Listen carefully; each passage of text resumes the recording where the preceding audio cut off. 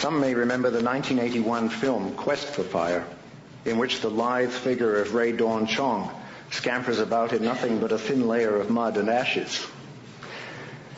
The film was based on a novel published in 1911 by the Belgian J.H. Rosny, and his original title was The War for Fire.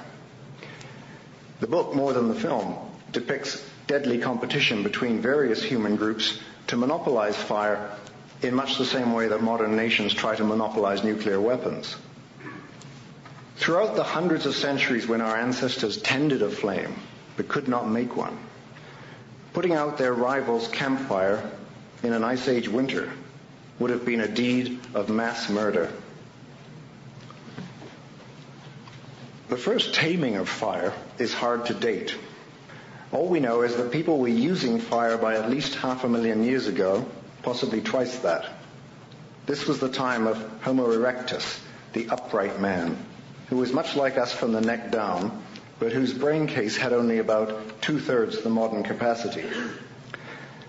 Anthropologists are still debating when Homo erectus first appeared and when he and she were superseded, which is largely a matter of defining that evolutionary stage. Scholars are even more divided on how well erectus could think and speak. Modern apes, whose brains are much smaller than those of erectus, can use simple tools, have wide knowledge of medicinal plants, and can recognize themselves in a mirror. It is clear that different groups of the same species, for example, chimps in separate parts of Africa, have different habits and traditions passed on to the young just as in human groups. In short, apes have the beginnings of culture. So do other intelligent creatures such as whales, elephants, and certain birds. But no species except humankind has reached the takeoff point at which culture becomes the main driver of an evolutionary surge, outrunning environmental and physical constraints. The bloodlines of man and ape split about 5 million years ago, and as I mentioned, hominids making crude stone tools appear some 2 million years after that. It would therefore be foolish to underestimate the skills of Homo erectus, who, by the time he was toasting his calloused feet at a campfire 500,000 years ago, was 9/10 of the way along the road from an ancestral ape to us.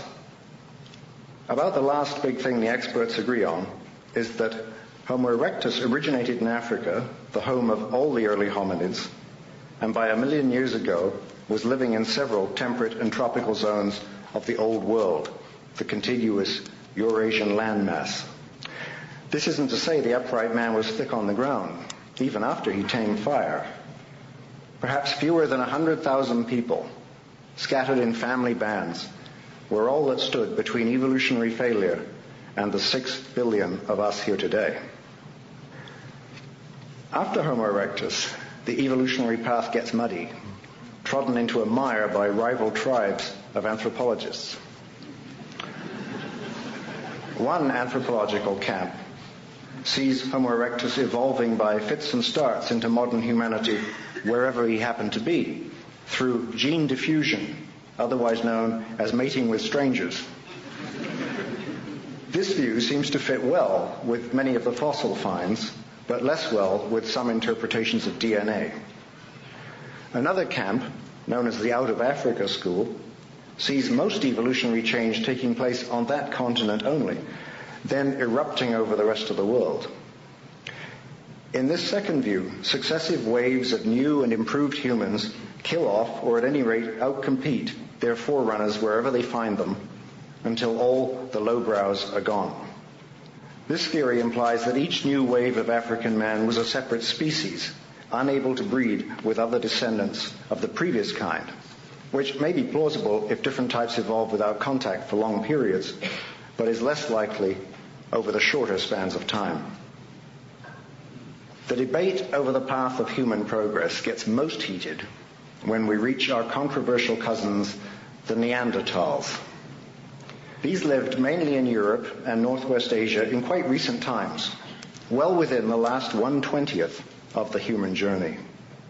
In very round figures, Neanderthals appear about 130,000 years ago, and disappear about 100,000 years later. Their arrival date is less certain than their departure, but it seems they evolved at about the same time as early examples of what is thought to be our modern kind, often called Cro-Magnon, after a rock shelter of southern France, where the human fossil record is the richest in the world. Ever since they were first identified, Neanderthals have been the butt of what I call paleo-racism, lampooned as cartoon cavemen, a subhuman, knuckle-dragging breed. H.G. Wells called them the grizzly folk and made an unflattering guess at how they might have looked. An extreme hairiness, an ugliness, a repulsive strangeness. Many have claimed that Neanderthals were cannibals, which could be true, for so are we. Later humans have a long record of cannibalism right down to modern times. The first Neanderthal skeleton was unearthed in 1856 from a cave in a valley near Düsseldorf, Germany. The place had been named after the composer Joachim Neumann, who had rather affectedly rendered his surname into Greek as Neander. Englished, Neanderthal is simply Newmandale. Fitting enough, a new man had indeed come to light in the dale, a new man at least 30,000 years old. Not that Neanderthal man's seniority was recognized immediately. The French, noting the skull's thickness, were inclined to think it had belonged to a German. The Germans said it was most likely from a Slav, a Cossack mercenary who had crawled into the cave and died. But just 3 years later, in 1859, two things happened. Darwin published On the Origin of Species, and Charles Lyell, visiting the gravels of the river Somme to become infamous not 60 years later as a human slaughterhouse, recognized chip flints as weapons from the Ice Age. Once the scientists of the day acknowledged that the Neanderthaler wasn't a Cossack, they cast him in the newly minted role of the missing link. The new man became the right man at the right time, the one who would show the unthinkable, that humans were animals. It was assumed that he had little or no power of speech, ran like a baboon, and walked on the outsides of his feet. But as more bones were unearthed and analyzed, this view didn't stand up. The most ape-like skeletons were found to be sufferers from osteoarthritis, severely crippled individuals who had evidently been supported for years by their community. Evidence also came to light that the so-called grizzly folk had not only cared for their sick, but also buried their dead with religious rites, with flowers and ochre and animal horns, the first people on Earth known to do so. And last but not least, the Neanderthal brain turned out to be bigger than our own. So perhaps Homo neanderthalensis was really not so brutish after all. Perhaps he deserved to be promoted to a subspecies of modern man, Homo sapiens neanderthalensis. And if that was so, the two variants could, by definition, have interbred. Before the two began to compete in Europe, the Cro-Magnons lived south of the Mediterranean and the Neanderthals north. Then, as now, the Middle East was a crossroads. Dwelling sites in that turbulent region show occupation by both Neanderthals and Cro-Magnons beginning about 100,000 years ago. We can't tell whether they ever lived there at exactly the same times, let alone whether they shared the Holy Land harmoniously. Most likely their arrangement was a kind of timeshare, with Neanderthals moving south out of Europe during especially cold spells, and Cro-Magnons moving north from Africa whenever the climate warmed. What is most interesting is that the material culture of the two groups, as shown by their artifacts, was identical over a span of more than 50,000 years.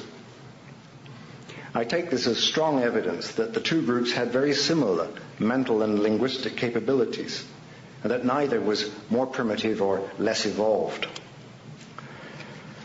No Neanderthal flesh, skin, or hair has yet come to light. So we can't say whether these people were brown or blonde, hairy as Esau, or smooth as Jacob. Nor do we know much about the Cro-Magnons' superficial appearance. We know them only by their bones. Both were roughly the same height, with the usual variation between sexes. But the Neanderthal was heavy-set and brawny, like a professional weightlifter or wrestler. The Cro-Magnon was slighter and more gracile, a track athlete rather than a bodybuilder. It's hard to know how far these differences were innate and how much they reflected habitat and lifestyle. In 1939, the anthropologist Carlton Kuhn drew an amusing reconstruction of a Neanderthal cleaned up, shaved, and dressed in a fedora jacket and tie. Such a man, Kuhn remarked, might pass unnoticed on the New York subway. As such analogies suggest, the variation between Neanderthal and Cro-Magnon skeletons does not fall far outside the range of modern humans. Put side by side, the bony remains of Arnold Schwarzenegger and Woody Allen might exhibit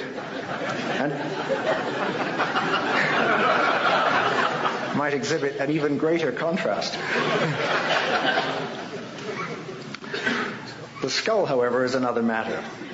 The so-called classic Neanderthal had a long, low skull with strong brow ridges in front and a bony ledge across the nape of the neck known as the Neanderthal bun. The jaw was robust, the nose broad and presumably squat. At first glance, the design looks archaic, but as noted, the Neanderthal brain was bigger on average than the Cro-Magnon. Carlton Kuhn's subway rider had a thick skull, but not necessarily a thick head. What this adds up to, I think, is that the supposedly archaic characteristics of the Neanderthal were in fact an overlay of cold climate adaptations on an essentially modern human frame. Thick-set, brawny people don't lose body heat as quickly as slender people.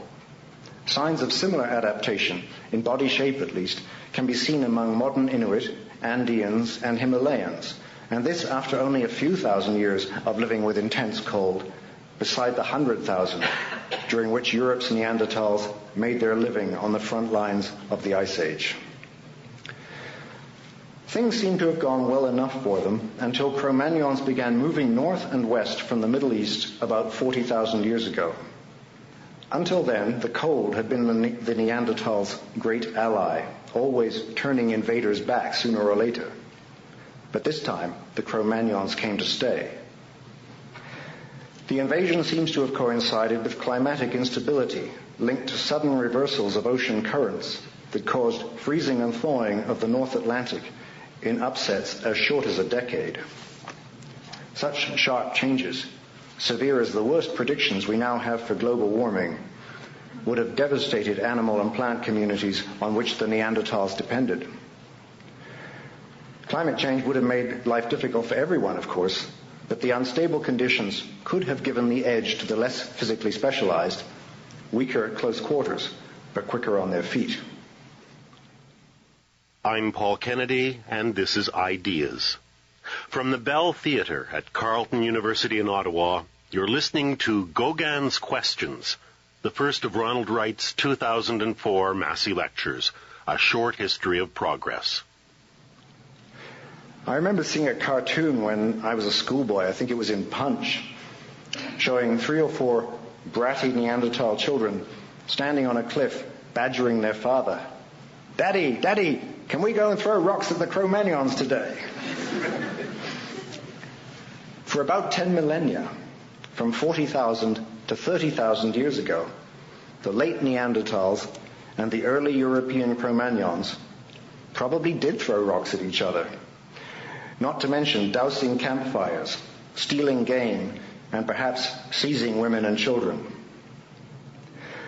At the end of that unimaginably long struggle, Europe and the whole world belonged to our kind, and the classic Neanderthal was gone forever.